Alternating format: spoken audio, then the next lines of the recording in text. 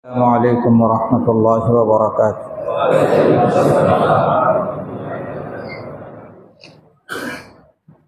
الحمد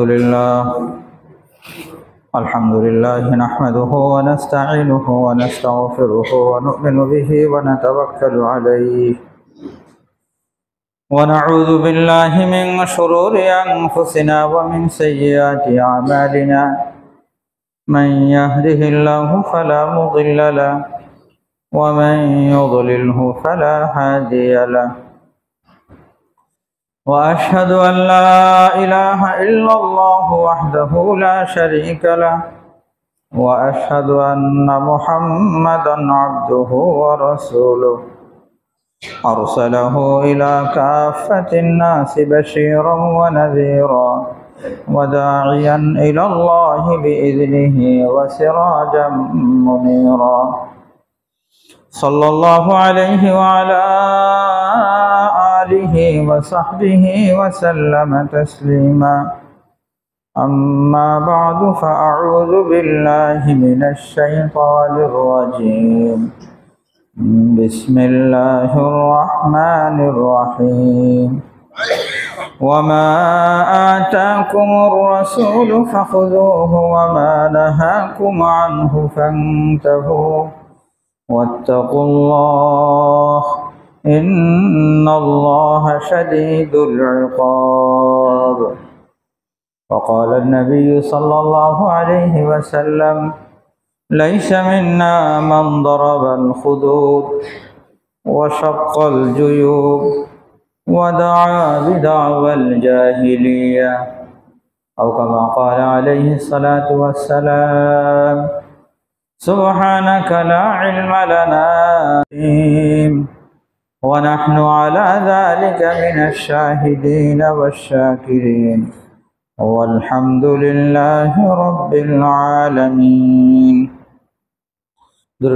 اللهم صل على محمد وعلى آل محمد كما صليت على إبراهيم وعلى آل إبراهيم إنك حميد مجيد. اللهم بارك على محمد وعلى آل محمد كما باركت على إبراهيم وعلى آل إبراهيم إنك حميد مجيد. محترم حاضرین، আজকে মুহররম মাসের ৮ তারিখ 1447 হিজরির প্রথম মাস মুহররম। মুহররম মাসের আজকে ৮ তারিখ, আগামীকাল ৯ তারিখ, আর রবিবারে ইনশাআল্লাহ ১০ তারিখ। মুহররম মাসের ১০ তারিখকে হাদিসের পরিভাষায় আশুরা বলা হয়। ১০ তারিখকে আশুরা বলা হয়। আশুরার অর্থ ১০ম দিন। নবীজি সাল্লাল্লাহু আলাইহি ওয়াসাল্লামের হাদিস শরীফে এই দিনকে নবীজি ইয়ামুল আশুরা বলেছেন। আল্লাহর হাবিব সাল্লাল্লাহু আলাইহি ওয়াসাল্লাম বলেন: সুমু ইয়াউমা আশুরা ওয়া খালিফু ফীহি আল-ইয়াহুদ ওয়া সুমু ক্বাবলাহু ইয়াওমান ওয়া বা'দাহু ইয়াওমান। তো নবীজি সাল্লাল্লাহু আলাইহি ওয়াসাল্লাম এই দিনকে আশুরার দিন বলেছেন। অন্য এক হাদিস শরীফে আসছে, নবীজি সাল্লাল্লাহু আলাইহি ওয়াসাল্লাম বলেন: সিয়ামু ইয়াউমি আশুরা আহতাসিবু আলাল্লাহি আন ইউকাফিরা আস-সানাতা আল্লাতী ক্বাবলাহা। এখানেও নবীজি ১০ নম্বর দিনকে আশুরা বলেছেন। আসলে মুহররম মাস অত্যন্ত ফজিলতওয়ালা মাস। একবার এক সাহাবী নবীজিকে জিজ্ঞাসা করতেছিলেন: ইয়া রাসূলুল্লাহ, আমি যদি রমাদানুল মুবারাকের পরে কোনো মাসে বেশি রোজা রাখতে চাই, তাহলে কোন মাসে রোজা রাখবো? তখন নবীজি সাল্লাল্লাহু আলাইহি ওয়াসাল্লাম বললেন, যদি রমজানের পরে তুমি কোনো মাসে রোজা রাখতে চাও, তাহলে ফাসুমিল মুহররম, তুমি মুহররম মাসে রোজা রাখো। অন্য এক হাদিসে নবীজি সাল্লাল্লাহু আলাইহি সাল্লাম ইরশাদ করেছেন, আফদালুস সিয়াম বা'দা রমাদান শাহরুল্লাহিল মুহাররম, যে রমাদানুল মুবারকের পরে যেই মাসে রোজা রাখা সবচেয়ে বেশি ফজিলত ওয়ালা, আফদালুস সিয়াম, সবচেয়ে বেশি ফজিলত যেই মাসে রোজা রাখা সেটা হলো শাহরুল্লাহিল মুহাররম, মুহররম মাসে রোজা রাখা। মুহররম মাসকে নবীজি সাল্লাল্লাহু আলাইহি সাল্লাম শাহরুল্লাহ বলেছেন, আল্লাহর মাস। এমনিতে যে কোনো মাসই তো আল্লাহর মাস, সবই তো আল্লাহ তাআলার দেওয়া। বাকি কোনো জিনিসকে যখন সরাসরি আল্লাহর দিকে সম্পৃক্ত করে বলা হয় তখন এর বিশেষত্ব বোঝা যায়।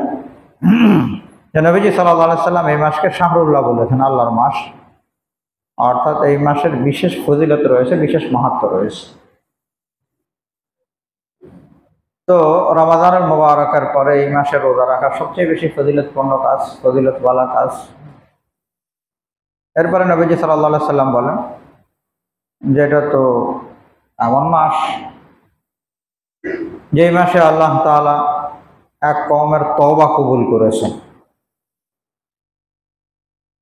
এক কওমের তওবা কবুল করেছেন, ওয়াতুবা আখারিন, এবং পরবর্তীতেও আল্লাহ তাআলা এই মাসে এই আশুরার দিনে তওবা কবুল করবেন। আমাদের তওবা আল্লাহ তাআলা কবুল করবেন বলে আল্লাহ রাসূল সাল্লাল্লাহু আলাইহি ওয়াসাল্লাম কি দিয়েছেন, ঘোষণা দিয়েছেন। রমাদানুল মুবারকের রোজা তো ফরজ হয় দ্বিতীয় হিজরিতে, আর রাসূল আকরাম সাল্লাল্লাহু আলাইহি ওয়াসাল্লাম মক্কার জীবনে এই মুহররম মাসের 10 তারিখে রোজা রাখতেন। ইহতিমামের সাথে মুহররম মাসের 10 তারিখে রোজা রাখতেন। এভাবেই চলতেছিল। মদিনা মুনাওয়ারায় যাওয়ার পরও নবীজি সাল্লাল্লাহু আলাইহি ওয়াসাল্লাম এই মুহররম মাসের 10 তারিখে রোজার ইহতিমাম করতেন। সাহাবায়ে কেরামও এই 10 তারিখে রোজা রাখতেন। হ্যাঁ, রমাদানুল মুবারকের রোজা যখন ফরজ হয়ে যায় তখন এই 10 তারিখের রোজাটা ফরজ থাকে নাই, সেটা নফলে পরিণত হয়েছে, মুস্তাহাবে পরিণত হয়েছে। আর রমাদানুল মুবারকের রোজা ফরজ, আর আশুরার রোজা ফরজ না, সুন্নাহ, মুস্তাহাব।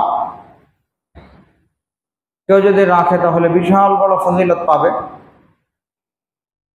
যদিও গুরুত্বের দিক থেকে ফরজ থেকে সেটা মুস্তাহাবে এসে গেছে, কিন্তু ফজিলতের দিক থেকে কোনো কমতি ঘাটতি নেই। আগে যে পরিমাণ ফজিলত আল্লাহ তাআলা এই দিনে রোজা রেখেছেন, এখনো সে ফজিলত আল্লাহ তাআলা মেহেরবানি করে দান করবেন। তো এখন এই রোজাটা রাখা মুস্তাহাব পর্যায়ে। নবীজি সাল্লাল্লাহু আলাইহি সাল্লাম ইহতিমাম করেছেন। রমাদানুল মুবারকের রোজা ফরজ হয়ে যাওয়ার পরও নবীজি সাল্লাল্লাহু আলাইহি সাল্লাম এই রোজা রেখেছেন। তবে শেষ দিকে এসে নবীজি সাল্লাল্লাহু আলাইহি ওয়াসাল্লামের সামনে কথা আসলো যে ইহুদিরাও এই দিনের রোজার খুব ইহতিমাম করে। মদিনা মুনাওয়ারায় ইহুদিদের বসবাস ছিল। আল্লাহর হাবিব সাল্লাল্লাহু আলাইহি ওয়াসাল্লাম জিজ্ঞাসা করলেন যে তোমরা কেন এই দিনের রোজা রাখো? তো তারা বলল যে এটা তো ওই দিন যেই দিন আল্লাহ তাআলা হযরত মূসা আলাইহিস সালাতু ওয়াস সালাম এবং বনী ইসরাইলকে ফেরাউনের কবল থেকে নাজাত দিয়েছিলেন। আর ফেরাউনকে সদল বলে আল্লাহ তাআলা লোহিত সাগরে ডুবে মেরেছিলেন। মূসা আলাইহিস সালাতু ওয়াস সালাম এই জন্য এই দিনে শুকরিয়াতান রোজা রাখতেন। আল্লাহ পাকের শুকরিয়া আদায় স্বরূপ কি রাখতেন? রোজা রাখতেন। শুকর আদায়ের একটা শরীয়ত সম্মত পন্থা কিন্তু রোজা রাখা। রাসূল আকরাম সাল্লাল্লাহু আলাইহি ওয়াসাল্লামকে জিজ্ঞাসা করা হয়েছে, ইয়া রাসূলুল্লাহ, আপনি প্রতি সোমবারে কেন রোজা রাখেন? তো নবীজি বললেন যে এটার দুইটা কারণ। এক তো এই দিনে আল্লাহ তাআলা আমাকে দুনিয়াতে পাঠিয়েছেন, আমি এই দিন জন্মগ্রহণ করেছি। তো নবীজি সাল্লাল্লাহু আলাইহি ওয়াসাল্লাম স্বীয় জন্ম মোবারকের কারণে প্রতি সোমবার রোজা রাখতেন। আর আরেকটা কারণ হলো এই দিনে আল্লাহ তাআলা আমাকে নবুয়ত দান করেছেন।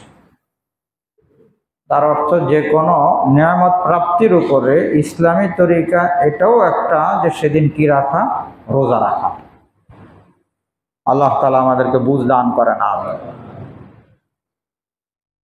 তো ইহুদি সমাজ বললো যে আমরা তো এই জন্য রোজা রাখি, মুসা আলাইহিস সালাতু ওয়াস সালাম শুকরিয়াতান রোজা রেখেছেন, আমরা মুসা আলাইহিস সালাতু ওয়াস সালামের অনুসরণে রোজা রাখি।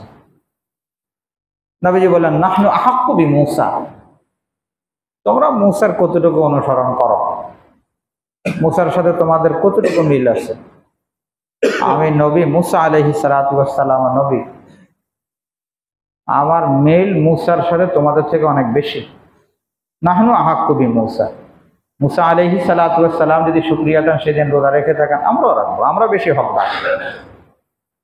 তো নবীজি সাল্লাল্লাহু আলাইহি ওয়াসাল্লাম এই মাদানী জীবনের শুরুতে রোজার ইহতিমাম করেছেন। তবে একটা বিষয়, মদিনার জীবনের শুরু দিকে রাসূল আকরাম সাল্লাল্লাহু আলাইহি ওয়াসাল্লাম ওই সমস্ত বিধান, যেই বিধানের ক্ষেত্রে কোনো ভিন্ন বিধান আসে নাই, উম্মতে মুহাম্মাদের জন্য ভিন্ন কোনো বিধান আসে নাই, ওই সমস্ত ক্ষেত্রে নবীজি ইহতিমাম করতেন যে আগের যে আহলে কিতাব ইয়াহুদ নাসারাদের যে ধর্ম, সেই ধর্ম অনুযায়ী সেই ধর্মের সাথে মিল রেখে আমল কখনো কখনো করেছেন এবং চাইতেন নবীজি একটা মিল থাকুক। কারণ নবীজি সাল্লাল্লাহু আলাইহি ওয়াসাল্লাম যে মদিনা মুনাওয়ারা যাওয়ার পরে মক্কা মুকাররমার কিবলা তো বাইতুল্লাহ, কিন্তু মদিনা মুনাওয়ারা যাওয়ার পরে 16-17 মাস নবীজি সাল্লাল্লাহু আলাইহি সাল্লামের কিবলা ছিল বাইতুল মুকাদ্দাস। এটার বিভিন্ন হিকমত রয়েছে। একটা হিকমত এটাও বলা হয় যে তাদের সাথে যেন একটা জাহিরি মিল যেন হয়। নবীজি চাইতেন এই মিলের কারণেও যেন তারা যেন সহি দিনের মধ্যে যেন এসে যায়, তাদের বিভ্রান্তি যেন দূর হয়ে যায়। কিন্তু বিভ্রান্তি তো দূর হয়নি তাদের, তারা উল্টা আরো তাদের দিন শক্ত হয়েছে। আল্লাহ তাআলা বাইতুল মুকাদ্দাসের কিবলাকে পরিবর্তন করে বাইতুল্লাহ করে দিয়েছেন নবীজি সাল্লাল্লাহু আলাইহি সাল্লামের দিলের চাহিদা যেটা ছিল সেটা 16-17 মাস পরে। এখানে নবীজি সাল্লাল্লাহু আলাইহি ওয়াসাল্লাম শুরুতে রোজা রেখেছেন, ইহতিমাম করেছেন, কিন্তু শেষ দিকে এসে বলেছেন সুমু ইয়াউমা আশুরা, তোমরা আশুরার দিনের রোজা রাখো, তবে খালিফু ফিহিল ইয়াহুদ, ইহুদিদের সাথে যেন তোমাদের মিল না হয়ে যায়, এই জন্য তোমরা হয়তো আগে একটা রোজা রাখো অথবা পরে একটা রোজা রাখো। এবং নবীজি সাল্লাল্লাহু আলাইহি সাল্লাম ঘোষণা করলেন, এটা 10ম হিজরিতে নবীজি ঘোষণা করেছেন যে আমি যদি আগামী বছর যদি আমার হায়াত আমি যদি পাই, তাহলে আমিও ইনশাআল্লাহ লা আসুমান্না তাসআ, আগামী বছর আমি 9ম দিনেও রোজা রাখবো। নবীজি সাল্লাল্লাহু আলাইহি সাল্লাম দুনিয়া থেকে চলে গেছেন, বাকি নবীজি বলে গেছেন আমাদেরকে যে আশুরার দিন রোজা রাখো, হয়তো আগে একদিন রাখো অথবা পরে একদিন রাখো। হ্যাঁ, কোন হাদিসের ভাষ্য দ্বারা এখানে আও শব্দের জায়গায় ওয়াও আসছে, ওলামায়ে কেরাম বুঝবেন। নবীজি বলছেন যে আগে একদিন রাখো পরে একদিন রাখো। তো এই বিষয়গুলোকে সামনে রেখে এখন ওলামায়ে কেরাম বলেন যে যদি কেউ 3টা রাখলো, 9ম দিনও রাখলো, 10মও রাখলো, 11তম দিনও রাখলো, মোট 3টা রোজা রাখলো, আলহামদুলিল্লাহ সবচেয়ে ভালো। 3টা রাখলে সবচেয়ে ভালো। যদি কেউ 3টা রাখার ইচ্ছা করি তাহলে আগামীকাল 9ম দিন, আর রোববার তো 10ম দিন, সাথে সোমবার। তো সোমবার তো এমনি যে রোজা রাখা মুস্তাহাব, সাপ্তাহিক রোজা, 3টা মিলে গেল শনি রবি সোম, তাহলে সবচেয়ে ভালো। এটার একটা ফায়দা এটাও যে নবীজি সাল্লাল্লাহু আলাইহি ওয়াসাল্লাম যেহেতু বেশি ফজিলতের কথা বলেছেন মুহররম মাসে, আর আল্লাহ পাকের নিজাম কেউ যখন ইখলাসের সাথে আমল করে আল্লাহ তাআলা একেবারে কম যদি দেন, তখনও সেক্ষেত্রে মান জাআ বিল হাসানাতি ফালাহু আশরু আমসালিহা, আল্লাহ তাআলা 1-এ 10 দেন। একটা রোজা রাখলে আল্লাহ তাআলা 10টা রোজার সওয়াব দান করেন।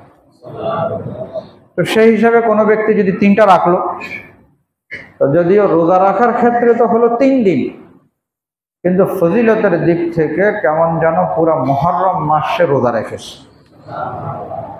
তাই জন্য সবচেয়ে ভালো তো যদি কেউ 3টা রাখে। 3টা কেউ রাখলো না, তাহলে অন্তত 2টা রাখা উচিত, যাতে ইহুদিদের সাথে মিলে না যায়। ইহুদিরা 1টা রাখে, আমরা 2টা রাখবো। এখানে নবীজি সাল্লাল্লাহু আলাইহি সাল্লাম বিশেষভাবে বলেছেন যে ইহুদিদের সাথে তোমাদের মিল যেন না হয়। এ কথা কেন বলেছেন? এই উম্মতে মুসলিমা, আল্লাহ তাবারাকা ওয়া তাআলা এই উম্মতে মুসলিমাকে স্বাতন্ত্র্য দিয়েছেন। তাদের ইবাদত বন্দেগী, তাদের কালচার, মুআমালা, লেনদেন, সব দিক থেকে আল্লাহ তাআলা এদেরকে স্বাতন্ত্র্য বৈশিষ্ট্যের অধিকারী বানিয়েছেন। রব্বুল আলামিন আমাদেরকে এমন দিন আর আদর্শ দিয়েছেন, এই দিন আদর্শ কোনো ব্যক্তি, কোনো সম্প্রদায়, কোনো আদর্শ কারো মুহতাজ না। আল-ইয়াওমা আকমালতু লাকুম দীনাকুম ওয়া আতমামতু আলাইকুম নি'মাতি ওয়া রাদিতু লাকুমুল ইসলাম দীনা। আল্লাহ তাআলা সব পূর্ণাঙ্গ দিয়েছেন, আমরা কোনো জিনিসের মুহতাজ না। অনেক সময় এমন হয় আমাদের হীনমন্যতার কারণে আমরা মনে করি যে অমুক জায়গায় তো মনে হয় কিছু ভালো আছে। কথাটা বুঝে নিতে হবে, যদি অমুক জায়গায় কোনো ভালো জিনিস থাকে, সত্যিকার অর্থে যদি সেটা ভালো হয়, তাহলে অবশ্যই অবশ্যই সেটা আমার ইসলাম ধর্মেই রয়ে গেছে। এটার জন্য সেখানে যাওয়ার প্রয়োজন নেই, আপনার ধর্মে তালাশ করেন, পেয়ে যাবেন। আর যদি এমন হয় যারা দিন ইসলাম এটা পাওয়া যাচ্ছে না, তাহলে সেটা ভালো নামের মরীচিকা হবে, কোনো ক্রমেই সেটা ভালো হবে না। কারণ আল্লাহ তাআলা ঘোষণা করেছেন যে আমি আমার নিয়ামত পূর্ণাঙ্গ করে দিয়েছি। তো রব্বুল আলামিন নিয়ামতের পূর্ণতার ঘোষণা দিবেন আর সেখানে কমতি ঘাটতি থেকে যাবে, এটা কি করে সম্ভব? তো এই উম্মতে মুসলিমার আল্লাহ তাআলা স্বাতন্ত্র্য বৈশিষ্ট্য দান করেছেন, সব দিক থেকে পূর্ণতা আছে, এখানে অন্য কোথাও যাওয়া লাগবে না। এ তো এক বিষয়। দ্বিতীয় বিষয় হলো নবীজি সাল্লাল্লাহু আলাইহি সাল্লাম চান যে এরা এদের স্বাতন্ত্র্য নিয়ে আগে বাড়ুক। কারোর সাথে সাদৃশ্য নবীজি পছন্দ করেন না, নিষেধ করেছেন, বরং পরিষ্কার করে ঘোষণা করেছেন মান তাশাব্বাহা বিকওমিন ফাহুয়া মিনহুম। কেউ যদি ধর্মীয় কালচারে কারো রঙে রঙিন হলো, কারোর সাথে তার সাদৃশ্য সে ইচ্ছা করে গ্রহণ করলো, নবীজি সাল্লাল্লাহু আলাইহি সাল্লাম বলেন তাহলে সে তো তাদেরই দলভুক্ত গণ্য হবে। নাউযুবিল্লাহি মিন যালিক।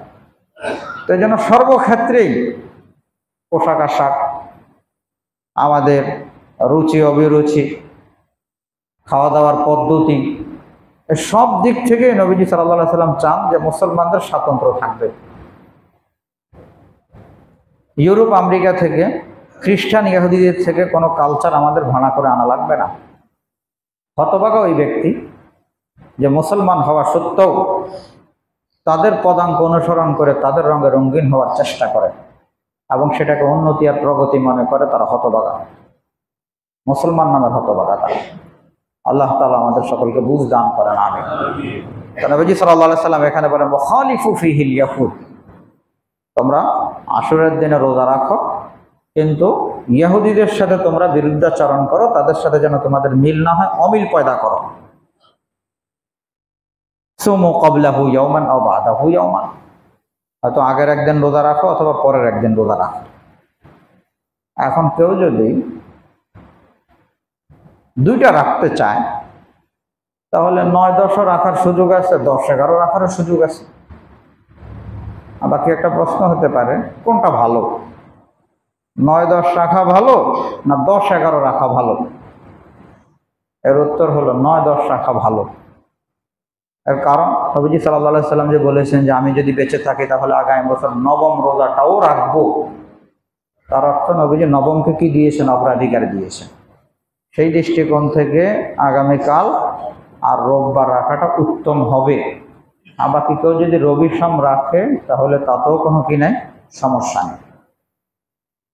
3 নম্বর বিষয়, কোনো ব্যক্তি যদি চায় যে আমি শুধুমাত্র কি রাখবো, 10ম দিন রোজা রাখবো, আগে আর পরে রাখতে পারবো না, তাহলে তার জন্য এটা রাখার সুযোগ আছে কিনা? এখানে বিষয়টা বুঝে নিতে হবে। কারো মাথায় যদি এটা থাকে যে আমি একটা রাখছি এই জন্য যাতে করে ইহুদিরা একটা রাখে তাদের সাথে মিল হয়ে যায়, নাউযুবিল্লাহি মিন যালিক, তাহলে এই উদ্দেশ্যে একটা রাখার তো কি আসবে না, সুযোগ আসবে না। হ্যাঁ, যদি তার সাথে সাদৃশ্য হলো না হলো এই বিষয় তার মাথায় নেই যে আমি দুইটা রাখতে পারবো না, একটা রাখতে চাই, তাহলে একটা রাখারও সুযোগ আসবে, একটা রাখারও কি আসবে, সুযোগ আসবে, অনুত্তম হবে। ইচ্ছা করে যদি মিল পয়দা করতে যায় তাহলে হারাম হবে, আর অনিচ্ছাকৃত যদি মিল হয়ে যায় তাহলে সর্বোচ্চ অনুত্তম হবে। আর কথা হলো কেউ যদি একেবারে যদি না রাখলো, কোনো রোজাই যদি না রাখলো, যেহেতু ফরজ না, তাহলে সেও গুনাহগার হবে এমনটা বলার তো কি নেই, সুযোগ নেই। কিন্তু বিশাল বড় ফজিলত থেকে যে সে বঞ্চিত হবে এতে তো কারো কোনো দ্বিমত নেই। এই জন্য আপনাদের সকলের কাছে আরো চেষ্টা করবো ইনশাআল্লাহ আমরা অন্তত আগামীকাল এবং রবিবারে রোজা রাখতে। আল্লাহ তাআলা আমাদের সকলকে তৌফিক দান করেন, আমিন। তো একটা বড় আমল তো আশুরার দিনের এই। আরেকটা আমলের কথা এক হাদিস শরীফে আসছে, যদিও হাদিসের সূত্র পরম্পরা দুর্বল,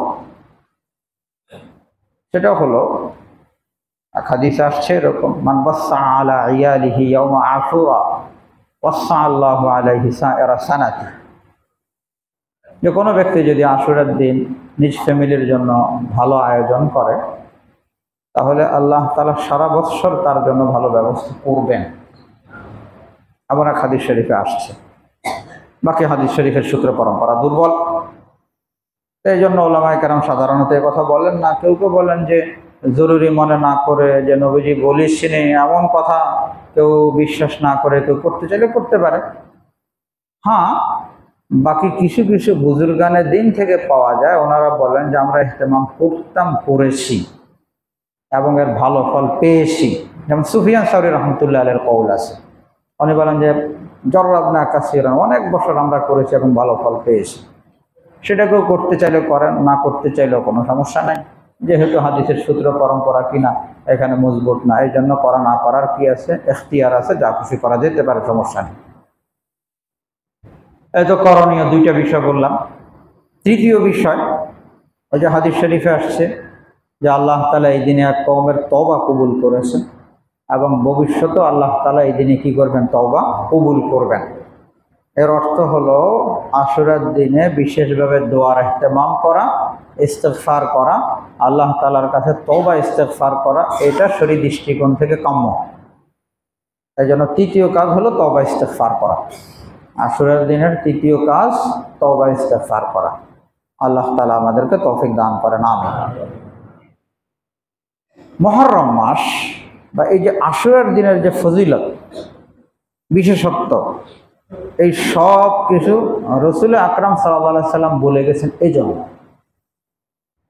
কোনো দিন বিশেষের কোনো ফজিলত, কোনো মহত্ব আর রাসূল আকরাম সাল্লাল্লাহু আলাইহি সাল্লামের পরে গিয়ে সাব্যস্ত হবে এমনটা কি নেই, সুযোগ নেই। যা প্রয়োজন ছিল, যা জরুরত ছিল, যা বলার ছিল, নবীজি সাল্লাল্লাহু আলাইহি সাল্লাম বলে গেছেন। এরপরে যদি কেউ মনে করে যে না এরপরও আরো কিছু করা দরকার এক্ষেত্রে, তাহলে বুঝতে হবে সে নবীজি সাল্লাল্লাহু আলাইহি সাল্লামের সাথে ওস্তাদি করছে। তেমন যেন বলতে চায় যে নবীজি এখানে অপূর্ণ রেখে গেছেন, আমি এখানে বিশেষ কিছু করছি, নাউযুবিল্লাহি মিন যালিক, তখন সেটা বিদআত হয়। আল্লাহ তাআলা আমাদেরকে বুঝ দান করেন, আমিন। মুহররম মাসের এই 10 তারিখের একটা বিষয় কারবালাও, হযরত হুসাইন রাদিয়াল্লাহু তাআলা আনহুর শাহাদাতের বিষয়। কারো কারো ধারণা থাকে যে মনে হয় আশুরার ফজিলতটা কারবালার কারণে, তাই কারবালা তো নবীজি সাল্লাল্লাহু আলাইহি সাল্লাম ইন্তেকালের অনেক বছর পরে, তো কারবালার কারণে আশুরার ফজিলত কিভাবে আসবে? হ্যাঁ, আশুরার দিন কারবালা হওয়ার কারণে কারবালার ফজিলত বেড়ে যাবে, হুসাইন রাদিয়াল্লাহু তাআলা আনহু শাহাদাতের মর্তবা বুলন্দ হয়ে যাবে। এই দিনকে আল্লাহ তাআলা নির্বাচন করেছেন, কিন্তু কারবালার কারণে আশুরার কিনা ফজিলত না। আশুরার দিনে কারবালা হওয়ার কারণে হযরত হুসাইন রাদিয়াল্লাহু তাআলা আনহু শাহাদাতের মর্তবা বেড়ে যাবে। আল্লাহ তাআলা আমাদেরকে বুঝ দান করেন, আমিন। আমি আপনাদের সামনে আয়াত পড়েছি, ওমা আতাকুমুর রাসূল ফাখুযুহু ওমা নাহাকুম আনহু ফান্তাহু ওয়াত্তাকুল্লাহ ইন্নাল্লাহা শাদীদুল ইকাব। আল্লাহ তাআলা বলেন সূরা হাশরের আয়াতের 7 নম্বর আয়াতের শেষ অংশ, যে রাসূল আকরাম সাল্লাল্লাহু আলাইহি সাল্লাম যা কিছু নিয়ে আসছেন, তোমাদেরকে যা যা করতে বলেছেন, ফাখুযুহু, তোমরা সেটাকে আঁকড়ে ধরো, ওয়া মা নাহাকুম আনহু ফান্তাহু, আর নবীজি যা নিষেধ করেছেন সেগুলো থেকে তোমরা বিরত রাখো, নিজেদেরকে বিরত রাখো। ওয়াত্তাকুল্লাহ, আল্লাহকে ভয় করো, ইন্নাল্লাহা শাদীদুল ইকাব, যদি আল্লাহকে ভয় না করো, রাসূল আকরাম সাল্লাল্লাহু আলাইহি ওয়াসাল্লামের আদর্শকে আঁকড়ে না ধরো, তাহলে আল্লাহ তাআলা শাদীদুল ইকাব, কঠিন শাস্তিদাতা। রব্বুল আলামিন বলে দিলেন। এখানে একটা বিষয় আমাদের বুঝার, একটু খেয়াল করে বুঝার চেষ্টা করি। নবীজি আমাদেরকে যা করতে বলেছেন, যে আদর্শ দিয়ে গেছেন, সেই আদর্শটাকে হাদিসের পরিভাষায় বলা হয় সুন্নাহ।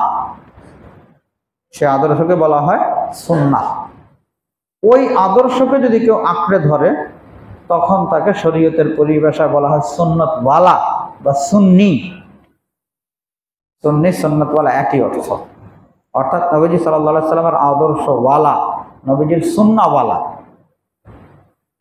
আর নবীজির আদর্শের বাইরে যদি কেউ কাজ করতে থাকে, নবীজির সুন্নতের বাইরে চলে গেছে, নবীজির সুন্নতের বাইরে গিয়ে বাড়াবাড়ি করছে, কখনো বিদআত হয় এই বাড়াবাড়িটা, কখনো দলালাত আর গোমরাহি হয়, কখনো সেটা মানুষকে কুফরি পর্যন্ত নিয়ে যায়, কাফের বানিয়ে দেয়।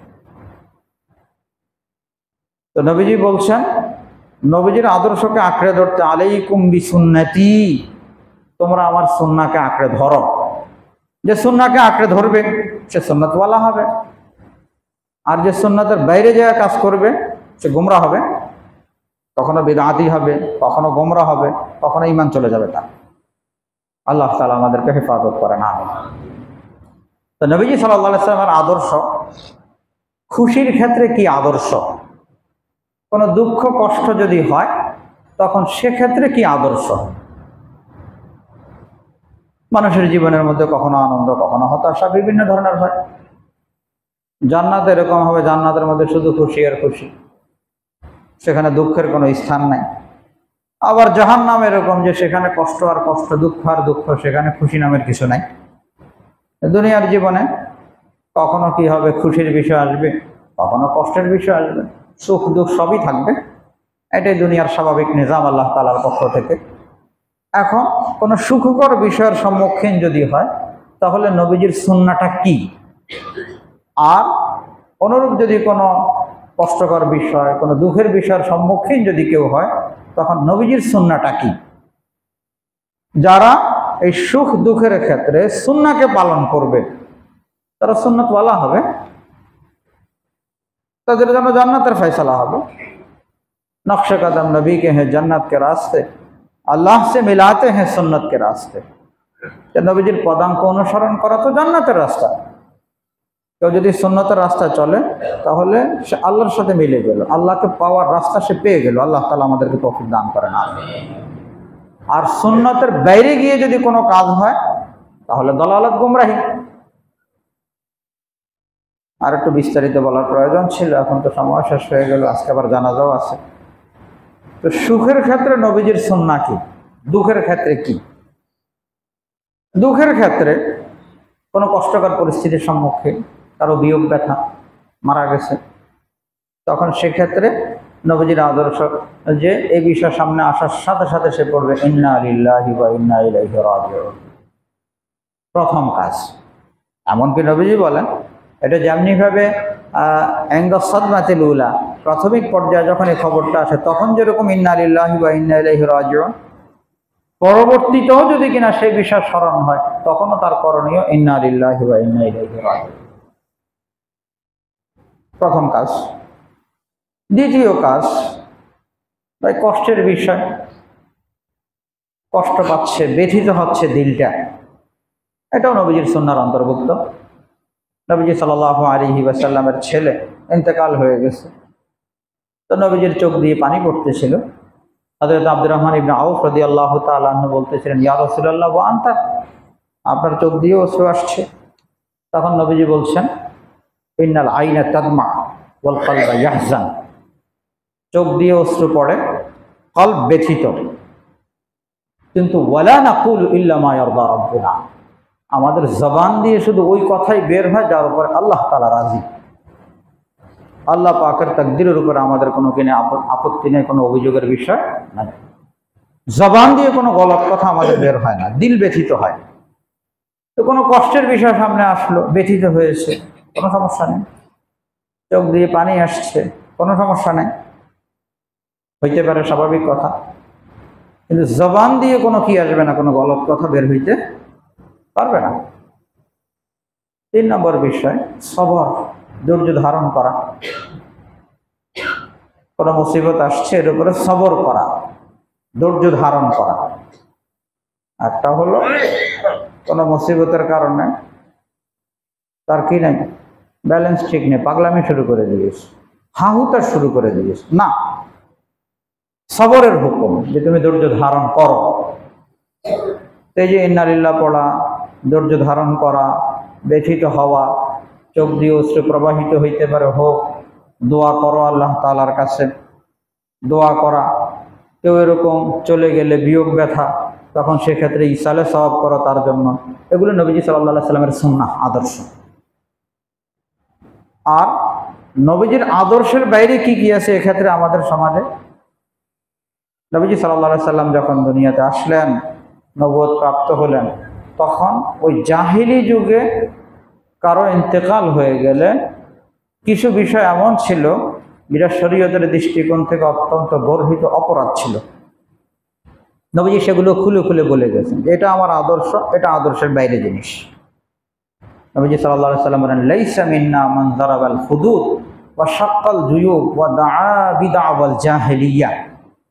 আল্লাহর হাবিব সাল্লাল্লাহু আলাইহি সাল্লাম বলেন, কেউ যদি কারো বিয়োগ ব্যথায় কি করলো, যারাবাল হুদুদ, যারাবা মানে মারা, হুদুদ মানে গাল। কেউ যদি কারো বিয়োগ ব্যথায় নিজের গালে মারলো, চড় মারলো, নিজের গালে থাপ্পড় মারলো, ওয়া শাক্কাল জুয়ুব, এবং নিজের কাপড় ছিঁড়ল, ওয়া দাআ বিদআওয়াল জাহিলিয়া, আর জাহেলি ডাক দিল, বর্বরতার ডাক দিল। জাহেলি ডাকের কি অর্থ? জাহেলি যুগে মাতম করত। জাহেলি যুগে কারো ইন্তেকাল হয়ে গেলে কি করত? মাতম করত। এবং সেই জামানার অবস্থা ছিল, যার ইন্তেকালে যত বেশি মাতম হবে সে কেমন যেন সেই জামানার কি সেরা ব্যক্তি। যার কারণে কারো ইন্তেকাল হয়ে গেলে যারা বিত্তশালী ছিল তারা নিয়মতান্ত্রিক মাতমকারিণী মহিলাদেরকে জড়ো করত, ভাড়া করত। এদিকে খেয়াল করি, মুয়াজ্জিন সাহেব জলদি আসেন। কেউ যদি এরকম, কারো বাবা চলে গেছে, তখন কি ব্যবস্থা করত? মাতমের ব্যবস্থা করত, ভাড়া করে নিয়ে আসতো, চিল্লাইতো। যে যত বেশি মাতম করতে, মাতমের ব্যবস্থা করতে পারবে সে কেমন যেন তত কি ছিল, বড় ব্যক্তিত্বের অধিকারী ছিল। এমন একটা অবস্থা সেই জমানায় ছিল। যার কারণে আরব্য কবিদের মধ্যে পাওয়া যায়, তারা মারা যাওয়ার সময় ওসিয়ত করত, ইযা আনা মুততু ফানঈনি বিমা আনা আহলি ওয়া শুক্কি আলাইয়াল জাইবাতা ইয়াবনাতা মা'বাদি। এক কবি নিজের ভাতিজিকে ওসিয়ত করছে যে আমি যখন মারা যাব তখন আমি যেমন মানুষ ছিলাম, বড় ছিলাম, সেরকম বড় সড়ো করে কি করবা, মাতমের আয়োজন করবা। ওয়া শুক্কি আলাইয়াল জাইবাতা ইয়াবনাতা মা'বাদি, আমার বিয়োগ ব্যথা কি করবা, কাপড় চোপড় ছিঁড়বা। ওসিয়ত করে যাচ্ছে।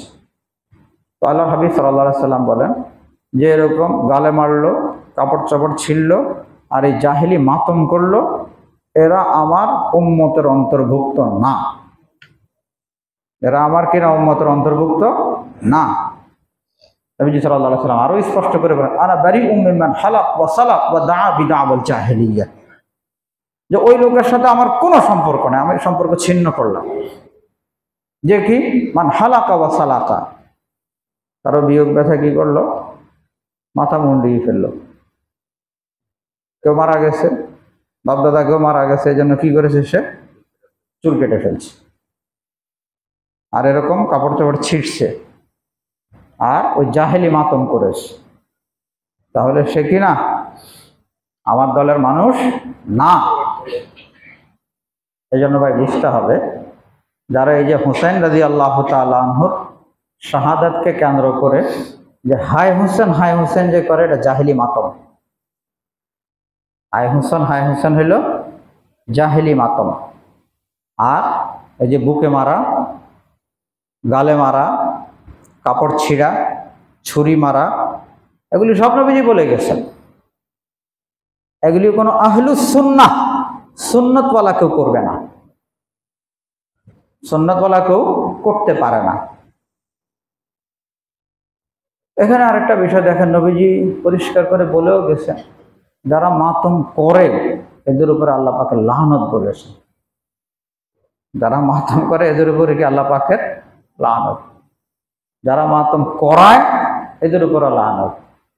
আবার যারা মুস্তামিআ মাতম যারা শুনতে যায় এদের উপর আল্লাহ পাকের লানত। করানো শোনা সব লানতের কাজ। এই জন্য যারা এ কাজগুলো করে না তারা সুন্নতওয়ালা, তারা সুন্নি, তারা নবীজি সাল্লাল্লাহু আলাইহি ওয়াসাল্লামের আদর্শওয়ালা। আর যারা করে তারা এক গুরু, তারা কি একটা গুরু, নবীজি সুন্নতওয়ালা না। আরবিতে গুরু বলা হয় শিয়াকে। শিয়া শব্দের অর্থ হলো দল, গুরু। শিই একটা দল, মুসলমান নামের একটা দল হলো শিয়া, তারা এগুলো করে। কিন্তু যারা নবীজির সুন্নাহওয়ালা তারা কি করবেন, এই কাজটা করতে পারে না, সমর্থনও করতে পারে না, সহযোগিতাও করতে পারে না। ঢোল টোল সবকিছু নিয়ে আসছে বাচ্চারা, আপনি কিছু দিবেন, সহযোগিতা করবেন, সেটা আপনি পারবেন না। এটা হলো আল্লাহ তাআলার এই কথা, মা আতাকুমুর রাসূলু ফাখুযুহু। নবীজি যা কিছু নিয়ে আসছেন, যে আদর্শ তোমাদের কাছে রেখে গেছেন সেটা ধরো। আর ওয়া মা নাহাকুম আনহু ফান্তাহু, নবীজি যেটা নিষেধ করেছেন সেটা থেকে নিজেদেরকে বিরত রাখো। আল্লাহ তাআলা এই বিষয়গুলো আমাদের সকলকে বোঝার তৌফিক দান করেন। আমিন।